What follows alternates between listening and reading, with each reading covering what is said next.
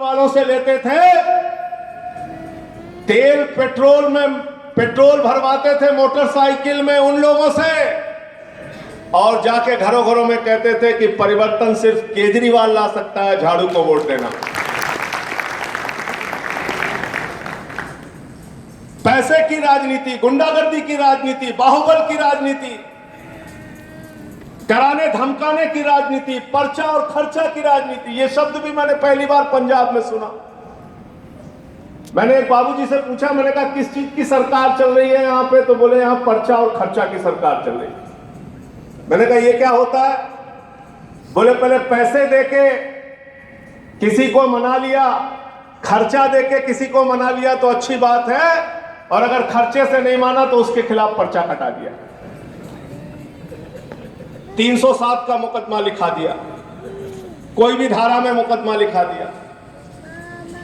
मैंने कहा थानों की हालत क्या है? क्या पुलिस वाले आपकी बात सुनते हैं? बोले पंजाब की थानों की हालत यह है कि अगर पंजाब के थानों में घुस जाइए तो लगता है पाकिस्तान की धरती में है।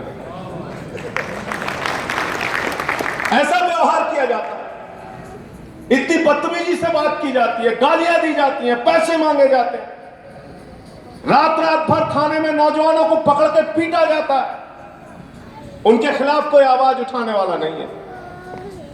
किसानों में मंडियों में गया, किसानों के बीच में गया, उनके साथ बातचीत की,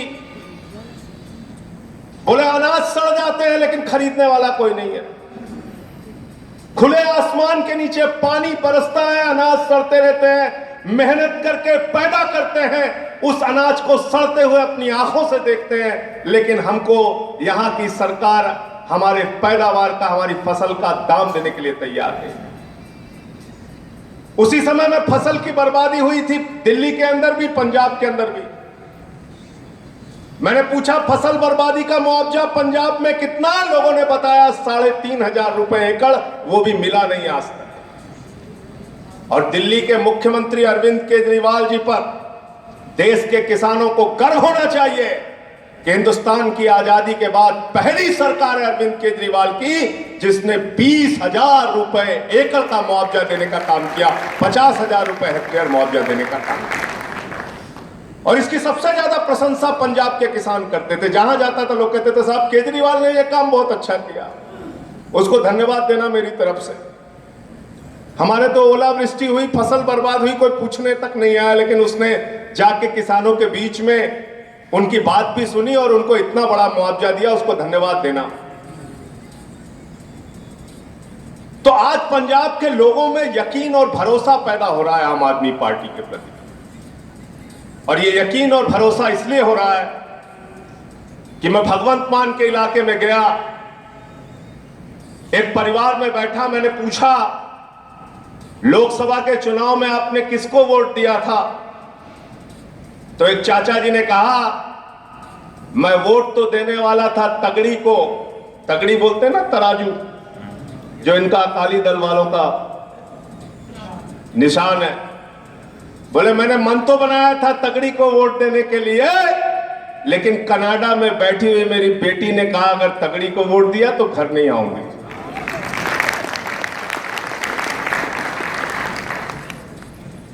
ये सच्ची बात बता। यहां पे रहने वाले लोगों ने फोन कर करके, अगर हमने 4 सीटें पंजाब में जीती है तो मैं दावे के साथ कहना चाहता हूं कनाडा में रहने वाले, यूके में रहने वाले, अमेरिका में रहने वाले, ऑस्ट्रेलिया में रहने वाले, न्यूजीलैंड में रहने वाले पंजाब के लोगों ने अपने परिवारों को कहा जिताना है और सिर्फ जिताना है आम आदमी पार्टी को, झाड़ू को। 50% योगदान आपका रहा। आधी लड़ाई आपने समुंदर पार रह के लड़ी है और जीतने का काम हुआ है। इसलिए आपसे बातचीत करने के लिए आया हूं, इसलिए आपसे चर्चा करने के लिए आया हूं, आपसे निवेदन करने के लिए आया हूं, क्योंकि हम ये नहीं मानते कि हमने कोई राजनीतिक पार्टी दूसरी पार्टियों की तरह बनाई है। हो सकता है 125 साल पुरानी कांग्रेस पार्टी हो सकता है 70-80 साल पहले राष्ट्रीय स्वयंसेवक संघ और फिर जनसंघ और फिर भारतीय जनता पार्टी का कारवां चला हो। हमारी पार्टी की उम्र 2-2.5 साल है, ज्यादा लंबा समय नहीं हुआ है, लेकिन हम इस पार्टी को कोई दूसरी राजनीतिक दलों की तरह राजनीतिक दल नहीं मानते हैं। हम इस पार्टी को दूसरी आजादी की लड़ाई मानते हैं, राजनीतिक क्रांति मानते हैं, और इसलिए आपका समर्थन मांगने के लिए आया। अभी मैं गया था एक गुरुद्वारे में, 104 साल पुराना गुरुद्वारा।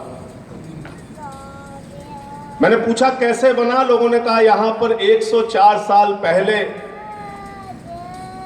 पंजाब से आए हुए हमारे सिख भाइयों ने कहा हमें जमीन चाहिए, अपने हाथ से लकड़ियां उठा उठा के गुरुद्वारा बनाया 104 साल पहले। उस गुरुद्वारे में गदर पार्टी के लोग मिलते थे, अमेरिका के लोग, कनाडा के लोग, गदर पार्टी के लोग अफगानिस्तान से आके बैठते थे, योजनाएं बनाते थे, पूरे देश में, दुनिया में उनके अखबार और उनके पर्चे कैसे पहुंचे इसके लिए काम करते थे। और जब मैंने सुना कि गदर पार्टी के अगुवा बाबा सोन सिंह जी ने देश को आजाद कराने के लिए 35 साल जिंदगी का जेल में बिताने का काम किया, तो सर गर्व से ऊंचा हो गया और लगा कि उन लोगों की तुलना में हमारा बलिदान और योगदान कुछ भी नहीं है। उनको याद करके इस लड़ाई को आगे हमें बढ़ाना है, उनको याद करके आगे बढ़ाना है लड़ाई को, क्योंकि आजादी इतनी आसानी से नहीं मिली है। पंजाब की जिस धरती पर काम करने का सौभाग्य मुझे मिला, जिस जिले में गया, जिस गांव में गया, जिस कस्बे में गया, शहीद आजम भगत सिंह की धरती पे गया, पंजाब क्रांतिकारियों की धरती, वीर सपूतों की धरती, हिंदुस्तान के आजादी में अपने प्राणों की आहुति देने वालों की धरती। एक लंबी फहरिस्त है, शहीद आजम भगत सिंह, सुखदेव, राजगुरु, ऊधम सिंह, करतार सिंह जी, और जलियांवाला बाग कांड में हजारों हजार लोगों ने अपने प्राणों की आहुति दी है।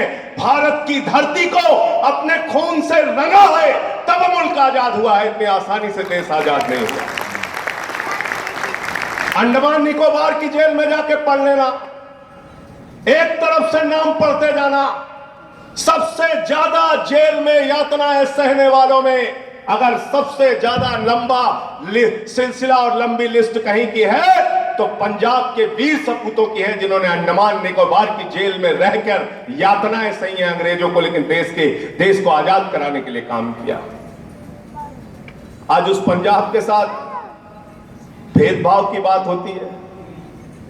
84 का दर्द आज भी लोगों के दिलों में बसा हुआ, और ये दर्द निकलेगा कैसे?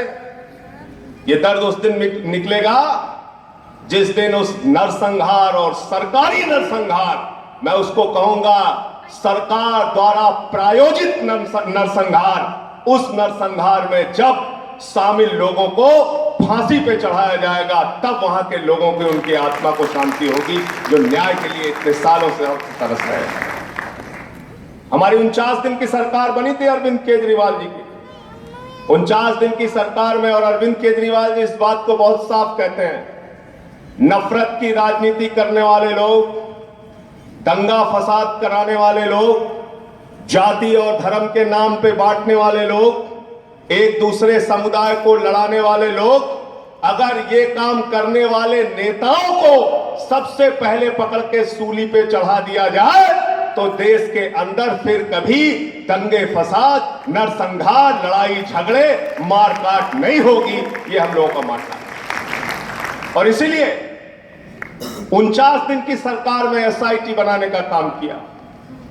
अभी चुनाव हुआ था, चुनाव के पहले भारतीय जनता पार्टी के लोगों ने कहा 84 के पीड़ित परिवारों को 5-5 लाख रुपए का मुआवजा देंगे। सरकार बनी दिल्ली में आप लोगों के सहयोग से, केजरीवाल साहब ने पूछा वो 5 लाख रुपए कब आप लोग देंगे? कोई जवाब केंद्र सरकार से नहीं मिला। और आपको बताते हुए मुझे आपको जानकारी दे रहा हूं, या आपको जानकारी दे रहा हूं कि दिल्ली की सरकार ने अभी 15 दिन पहले 121 करोड़ रुपए का बजट पास किया है 3000 पीड़ित परिवारों को 5-5 लाख रुपए का मुआवजा देने के लिए। धुल्लर के मामले में पंजाब भेजने की बात आई, उसकी पहल अरविंद केजरीवाल जी ने की, चिट्ठी लिखी है, पंजाब की जेल में ट्रांसफर किया।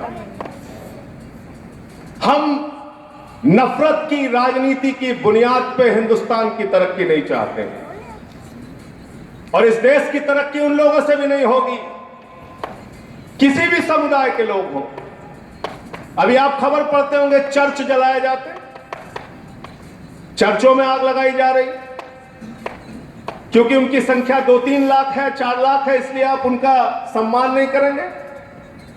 नहीं, भारत माता की जय अगर हम कहते हैं तो भारत माता खुश तब होंगी, मां तब खुश होती है जब उसके सारे बच्चे खुश रहें, चाहे वो हिंदू हो, मुसलमान हो, सिख हो, ईसाई हो, अगड़ा हो, पिछड़ा हो, दलित हो, सवर्ण हो।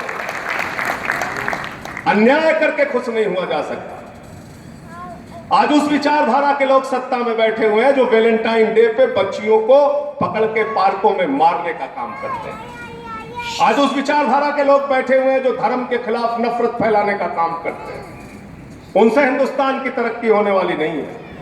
उस विचारधारा के लोग बैठे हुए हैं जिन्होंने, अभी उनके एक मेंबर ऑफ पार्लियामेंट ने कहा कि गोडसे तो देशभक्त थे।